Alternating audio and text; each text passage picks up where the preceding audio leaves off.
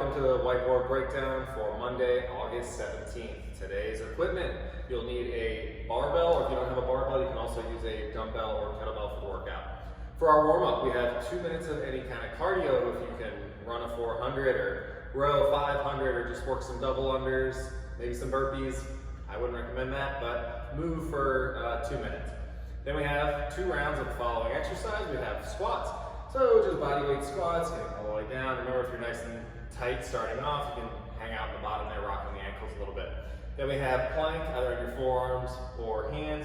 Just remember, tucking your glutes underneath there and keep everything nice and tight. We have 10 mountain climbers. So for these, that big toe is going to be next to that pinky finger. You can walk it back and then just go to the other side. Remember, we're just warming up here so we don't have to get too dynamic with it.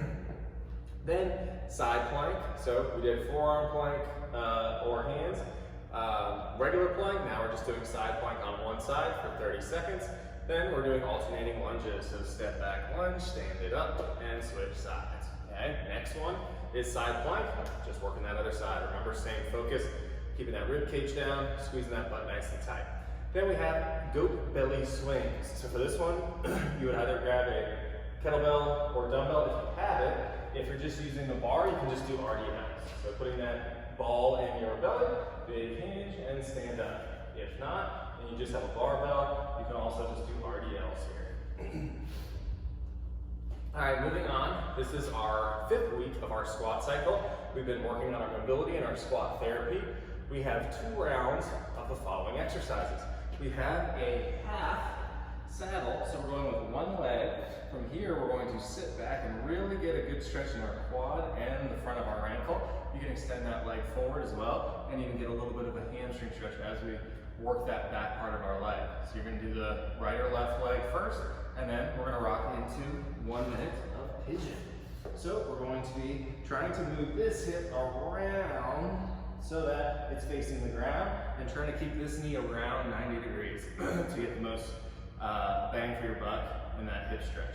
Then you're just going to switch sides.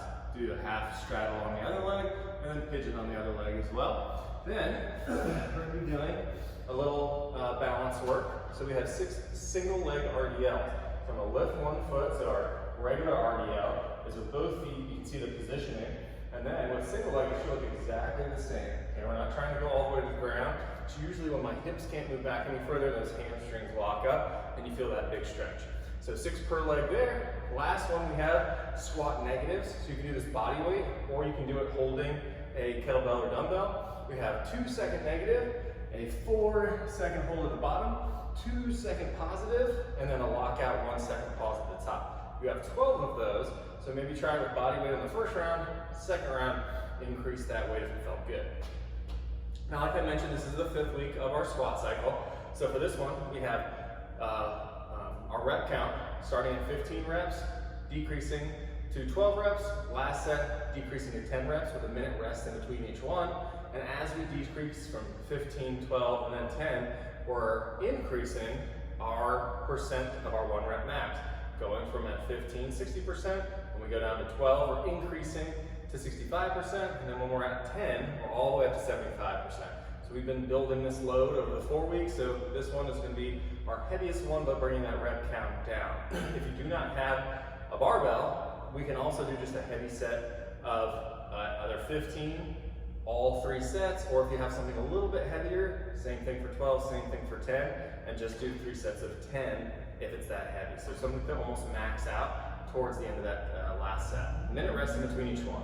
Then we have our Metcon. This one's an 8-minute cap, doing a ladder from 2 to 10 by 2. So 2, 4, 6, 8, 10 of thrusters. So with our thruster, again, you can use a dumbbell or kettlebell here as well. It's a full squat and then press overhead. Okay, we want to shoot for a weight that you can at least do 6 reps of pretty smoothly. Okay, because once we get up into that 8 and 10 range, we only really want to do 2 sets there. It should be a pretty quick one. Remember, it's only an 8-minute cap. And then we have our bar over burpee. So you're coming down, burpee, and then hop over to the side. Okay, you don't have to face the bar, just getting over it. If you don't have a barbell, you can just hop over that kettlebell or dumbbell. So remember, it's an 8-minute cap, so this one is a full out sprint. Not a lot of rest here. You're going hard right off the bat.